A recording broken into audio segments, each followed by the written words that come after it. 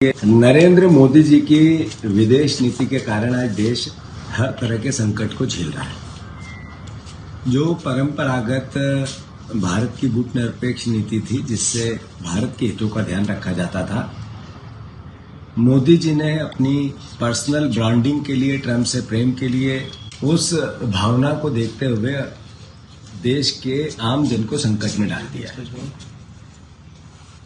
और सबसे बड़ी बात तो तब हुई तब नरेंद्र मोदी जी ने देश को संबोधित किया, संसद में बात की और कहा कि जैसा कोविड को लेकर देश ने एकजुटता बताई, ऐसे अब आने वाले संकट को लेकर भी देश को एकजुट रहना है। मतलब पहले लोगों को उन्होंने डरा दिया कि आप पेट्रोल संकट आ रहा है, इसी के कारण जगह जगह लंबी लंबी लाइनें लगी है। मध्य प्रदेश 70% मध्य प्रदेश में पेट्रोल डीजल की किल्लत या उसका डर लोगों को पेट्रोल पंप पे लंबी लंबी लाइनों में खड़ा करना है। इसका अगर एकमात्र दोषी कोई है तो नरेंद्र मोदी का वो वक्तव्य, जिसके कारण लोग डर गए।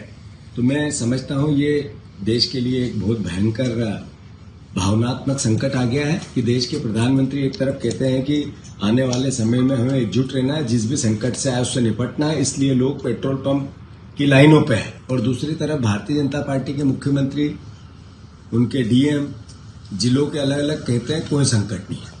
मतलब कुल मिला के जो राहुल गांधी जी ने देश के सामने शंका जाहिर की थी कि नरेंद्र मोदी के रहते अब ये संकट नहीं टल सकता है, और वही हो रहा है। तो मैं मानता हूं इस पूरी परिस्थिति में कांग्रेस पार्टी का दायित्व सकारात्मक देश के साथ खड़ा रहने का है, देश की जनता के साथ खड़ा रहने का है, और किसी भी परिस्थिति में हम आम जनता को कैसे सहयोग कर सकें, देश के लिए कैसे काम कर सकें, इसके लिए कांग्रेस जनों को प्रयास करने का समय है।